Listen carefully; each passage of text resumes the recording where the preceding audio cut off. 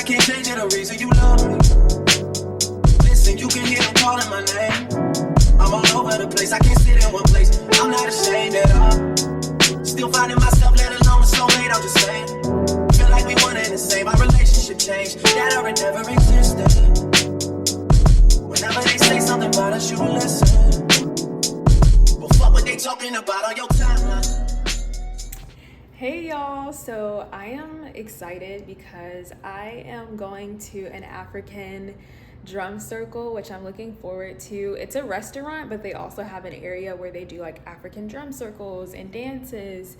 And so I'm gonna try to get there a little bit early so I can get some food because I am starving. I've never been before. This is what I'm looking like. I get my hair braided tomorrow morning, so I blow dried my hair. Well, I didn't blow dry it, I washed my hair, I deep condition it, you know, the whole nine, and now it's just in a stretch state. And that's why I just have this scarf on my head. I didn't even care about making it look cute, but I do have these Africa earrings, and I don't know, I'm just really excited. As an African American, I don't have a true connection to my lineage, so stuff like this I get excited about, and I'm looking forward to being able to experience it. So let's see, hopefully I can get some footage.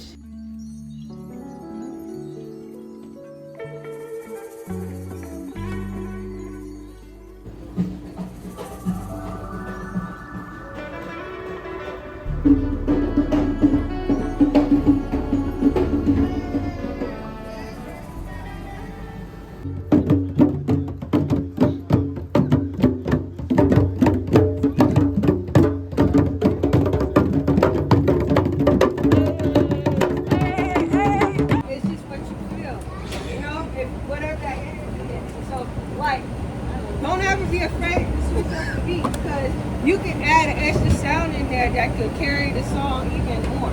You understand? Like, we don't have to all have the same beat. Having the same beat can kind of help us stay at the same like pattern. But, you know, like what I liked about what he was doing, he was in his own world, but the accents was filling up the sound. Yeah. But I like this. I hope you guys come back next week. Is this going to be every Friday?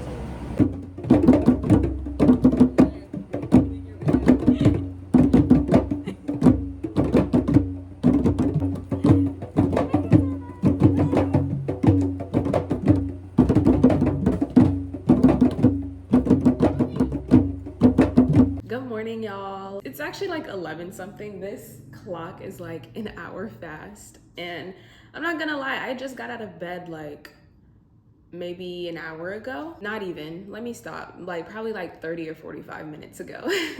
I realized I probably didn't do a formal introduction in the beginning of the video, so I just want to say welcome. This is Anita's World, a safe place for everyone. If you are new here, it's Sunday afternoon and I got my tea. Friday night, I went to my first African drum circle, and let me just tell y'all about my experience.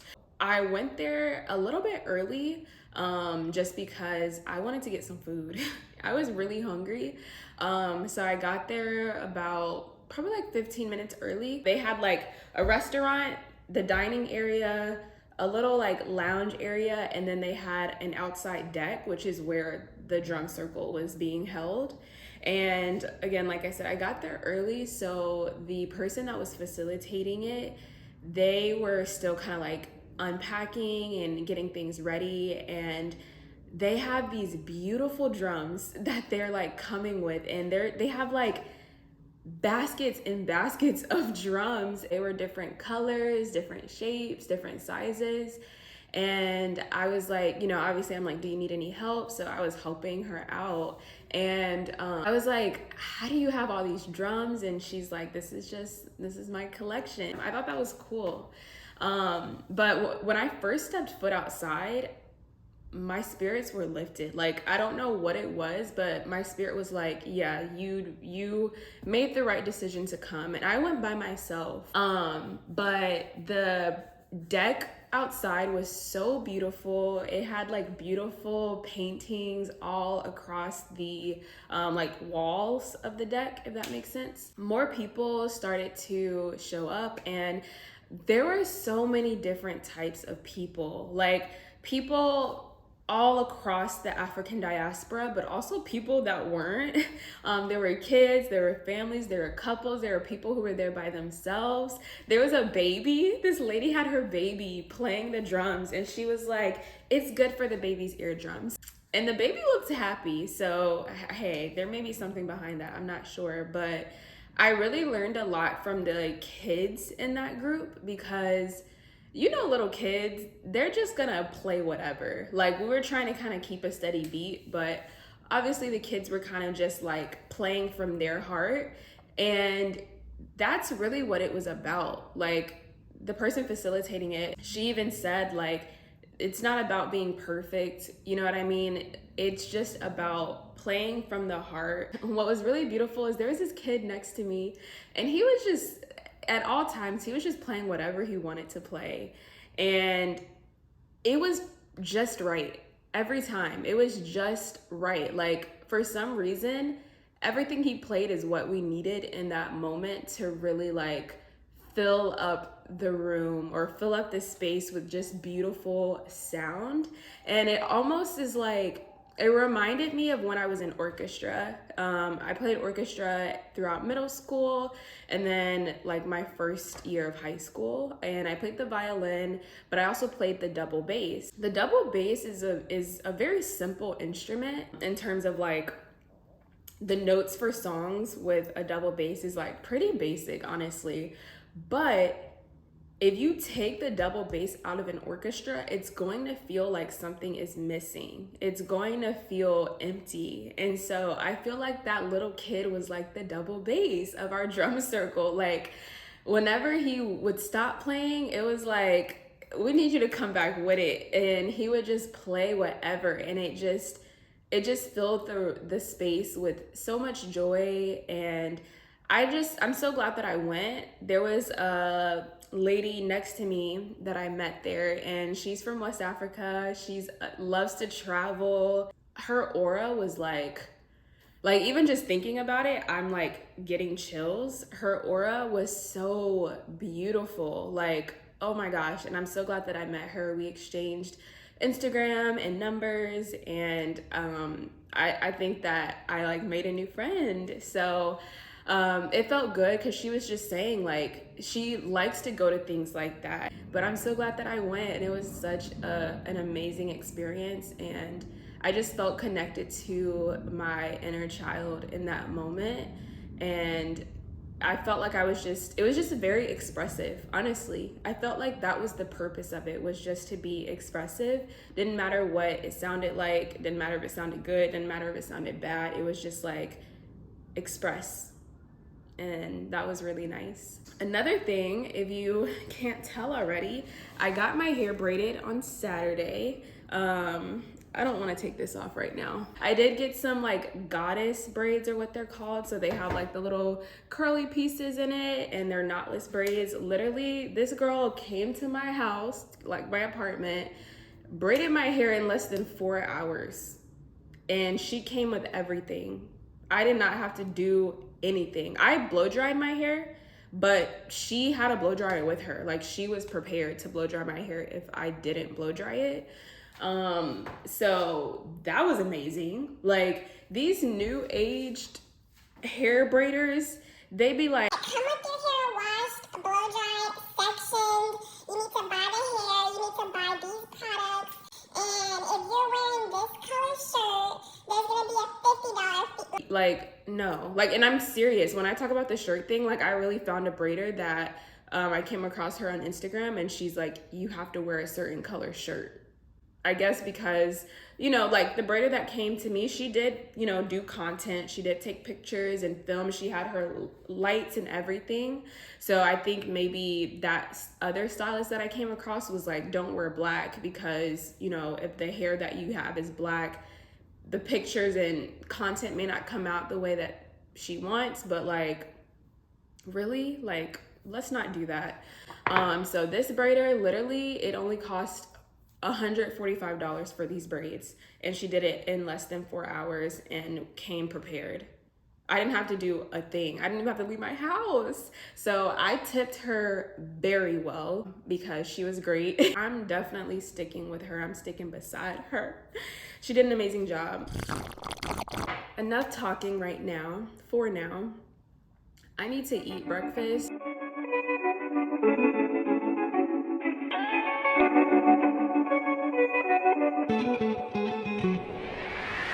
Yep.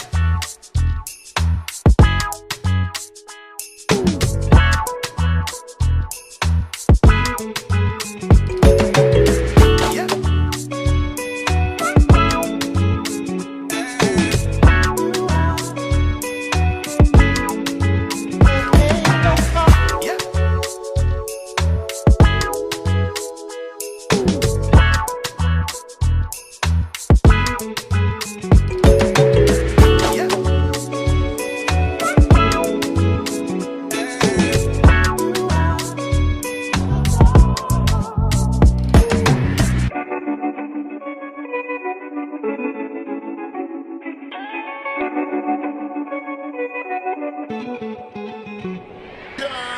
Yep. Yep. Yep.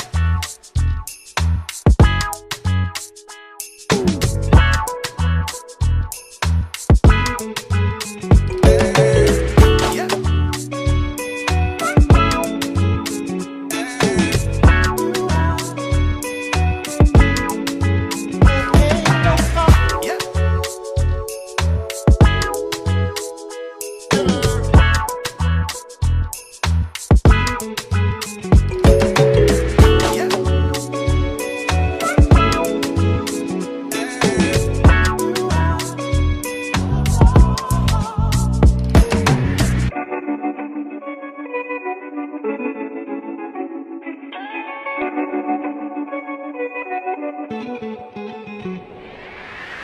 Yep. Yep.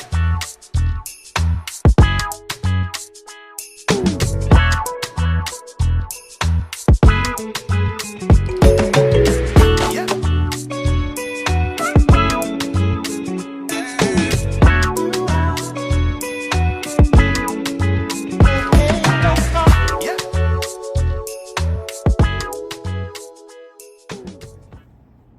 Hey y'all, so this setup on my couch, like, I'm really liking this, so I'm probably gonna film more videos here. If you watched my video where I think I titled it like spiritual practices to navigate those low moments in life or something along those lines, I briefly talked about the fact that I want to move abroad and I felt called to move abroad.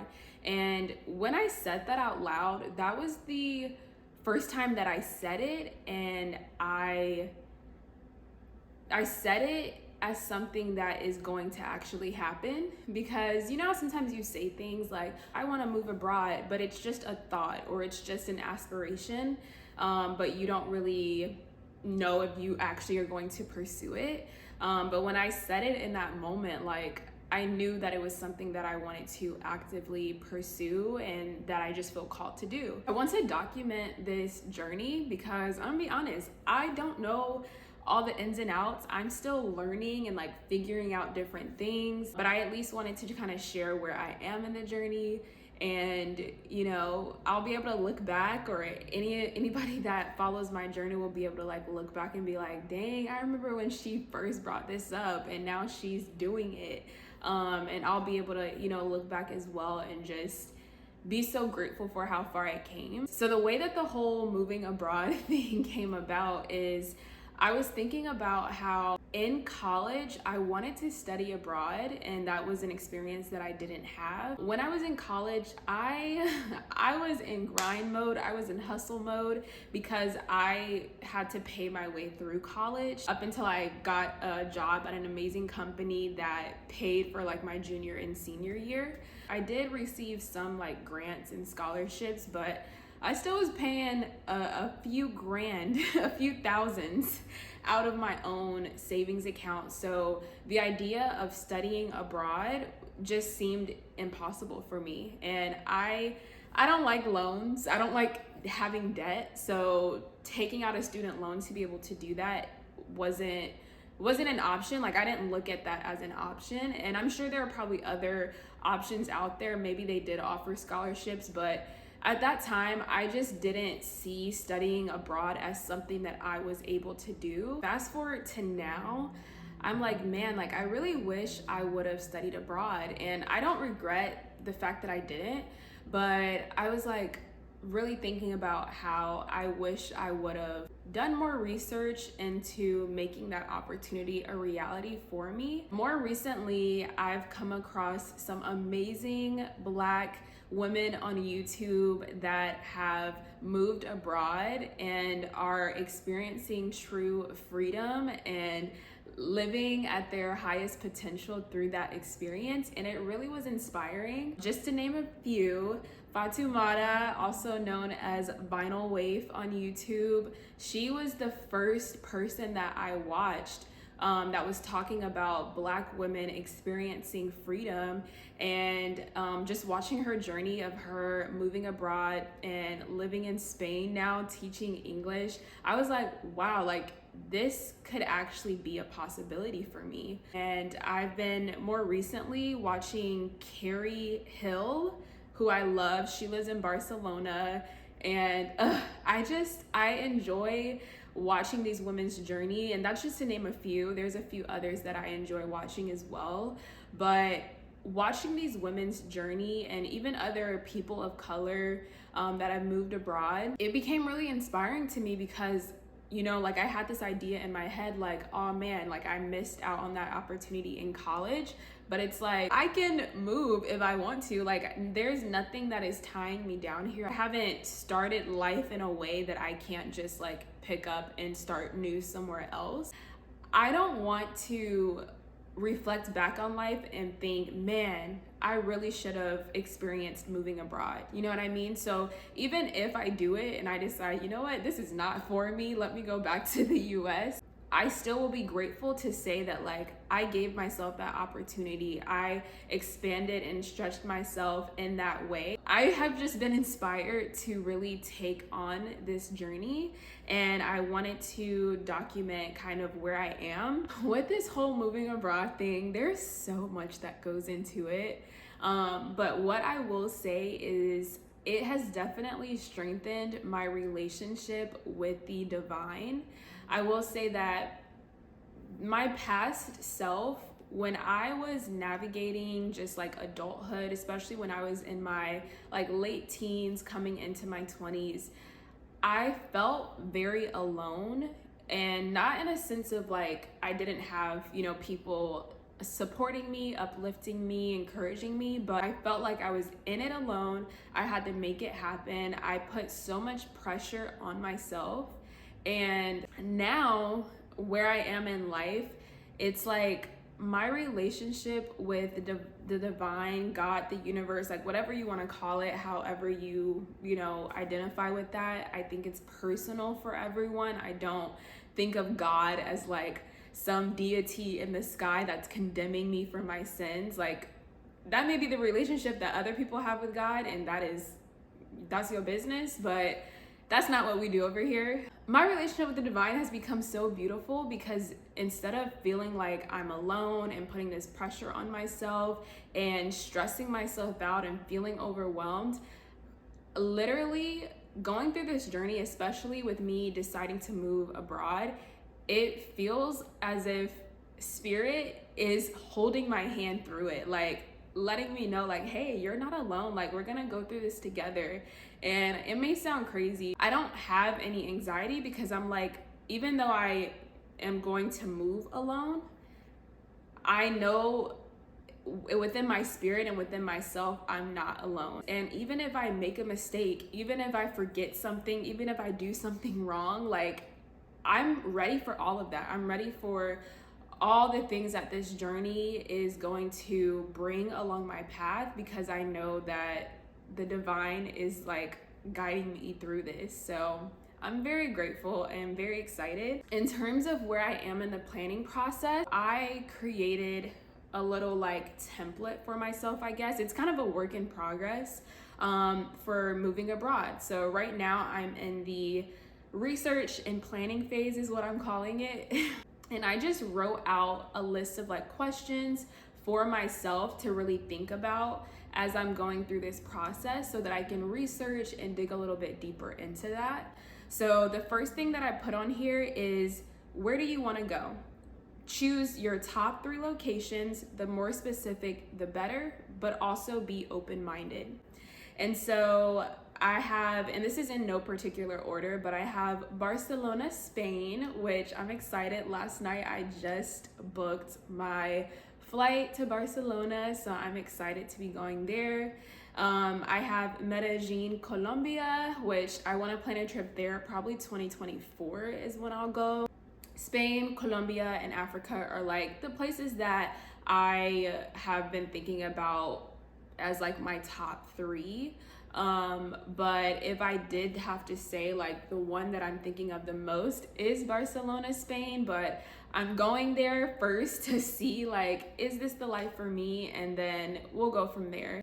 Another thing is I put like timeline, and I have, based on your current situation, when do you want to move? When can you move? I don't plan on moving this year. I still have so much research and just strategizing to do. Beyond that point is when I will be planning to actually make the move. And that's gonna be dependent on a couple of things. Like, I need to know how I'm gonna make money. And that is also going to inform the visa that I get depending on where I go and if that's even allowed. One of the options I was thinking of is finding a remote job that's, you know, here in the US where it's not location specific and I can live wherever I want. I've watched a lot of Black expats who are in tech or in business, and they have the opportunity to work fully remote and it's not locations dependent, so they are able to have the benefit of the US dollar, using that to their advantage, living in other countries that are way cheaper, have a way more affordable cost of living than the US. The expat life, especially if you are moving to countries that are cheaper than the US, which most countries are, if you're still making like really good money and you're living in these cheaper countries, it's like, is that problematic? Like, I don't know if that seems problematic, but I mean, I think of it as an opportunity to be able to learn, to grow, and also serve the community. Like, I wouldn't go to these places trying to like be a colonizer or anything. Like, I would be a part of the community. I would want to serve the community. I would want to learn about the history and culture of these places. So I don't think that it's a negative thing, but I could see how someone may feel as though it's problematic.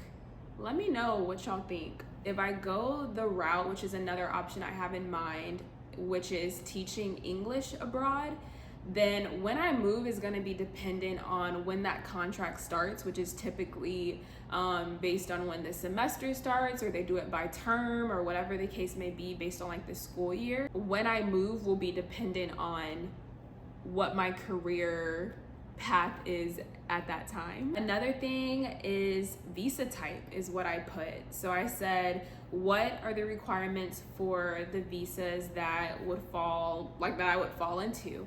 And is it allowed? Because there is a digital nomad visa. Like, if I were to work remote, I could apply for that visa, but not all countries accept it. I did look online. March of 2023, Spain is, I don't know like the right terminology. I guess they're accepting digital nomad visas, or like allowing that to be a thing there. There's also student visas. So if you're teaching English abroad and also learning Spanish, I know that you can live there on a student visa. So I just have to like look into all the logistics of that depending on where my career takes me. I'm not worried. I know that I'm doing what I can and what I need to do so that I can be set up for success. But like I said, like, I'm not going through this alone, so I'm not stressing myself out about it.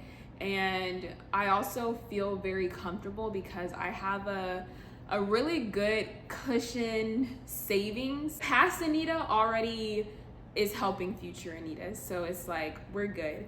The next thing that I put on here is budget and cost of living. So again, like I said, the places that I'm interested in are cheaper, like they have a cheaper cost of living than the US. This is where I am in the process. I'm still doing a lot of research and figuring things out. I don't want to limit myself to just the city that I live in or the state or the country. Like there's a whole big world out here for me to explore. Like I see this world as my playground, and so I just feel like it's important for me to make the most of it. That whole saying of living life to the fullest, that is what I'm trying to be on. Like I want to live life to the fullest, even when it seems difficult, even when it seems challenging, even when I'm scared, even when I'm anxious, even when I feel pain. Like I want to feel and move through all of that, and I'm excited.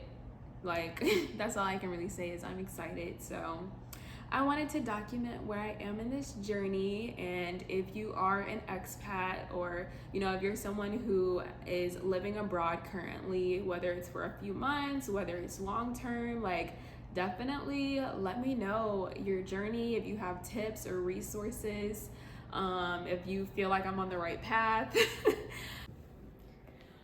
Good morning, guys. So today is Monday. It is 8:45 and I'm working from home today, so I decided to start Spanish lessons. This is just like the very first lesson. It's considered like a trial lesson. I took 2 years of Spanish and I don't remember anything from that. I think the most that I remember is like not even half of the alphabet. Like I know like up until maybe H. A, B, C, D, E, F, H? I don't know, maybe I'm making that up. I know a bit of Spanish, like I've used the app, but I just want to be able to improve my comprehension skills because I'm exposed to Spanish here in Florida. Speaking Spanish is very common.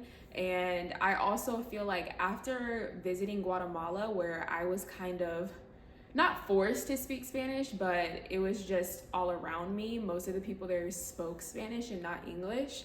So it's like, it really forced me to kind of get out of my comfort zone. But I realized like, even though I may be able to speak and say certain things, my comprehension skills are low. And therefore it's hard for me to even formulate a response sometimes because you have to think about, okay, what is this person saying? Most native Spanish speakers speak really fast and all of the words slur together for me. So it's like, I have to break down each word that they're saying, make it make sense in my head, and then think about how to respond correctly. And then at that point, the conversation's over. Also, ever since I got these braids, I just be touching my hair. I just constantly touching my hair like, girl, you act like you never had long hair before.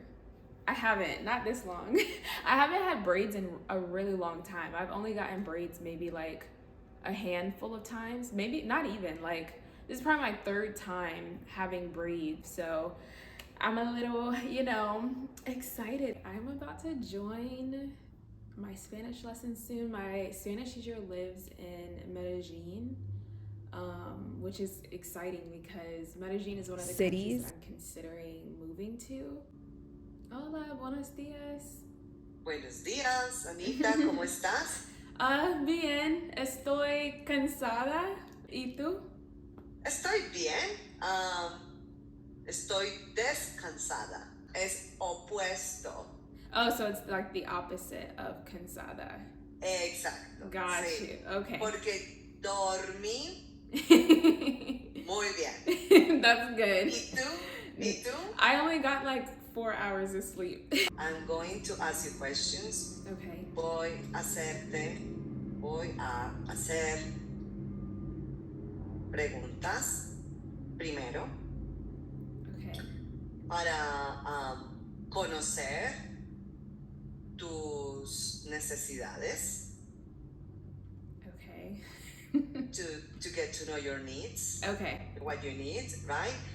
Después, after, tú puedes hacerme preguntas. Okay. ¿Sí? I can ask you questions. Exacto. I know you sent me already like a description, and I appreciate that.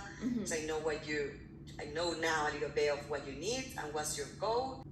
But I would like to know more about your learning style. Anita, cuéntame, entonces, ¿dónde vives? ¿Qué te gusta hacer? So you asked me where I live. Is that what you asked? And you Muy asked me bien. what I like to do. Exacto. Okay. Muy bien. Soy de Estados Unidos en Perfecto. Florida. Ujú. Y me gusta ir a la playa. Okay. Ajá. Yes. Ok, muy bien. Yes. ¿Y qué te gusta estudiar? Estudiar. Do I like going to school? Or do I like studying? Ajá, muy bien. Sí. ¿Cuándo quieres viajar? What does viajar mean again? To travel. Okay, how is that? How much? When? Okay, ¿Cuándo? when? Do you know another language apart from English? No. Okay. I No, wish. this is good. This is exciting. Yeah. Because it's you're gonna learn a lot about a different way of thinking. It's not only the conjugation, the grammar, and Yeah. words and vocabulary. It's also giving to your brain a good gym exercise, because you're gonna develop your Spanish brain. You're from Colombia? Sí, yo soy de Colombia. Nací en Medellín. So I say I was born in Medellín. Oh, okay. So have you ever moved from Medellin, or you've been there your whole life? No. Me gusta viajar, como Okay, tú. you like to travel too. Any question or una pregunta? No más preguntas.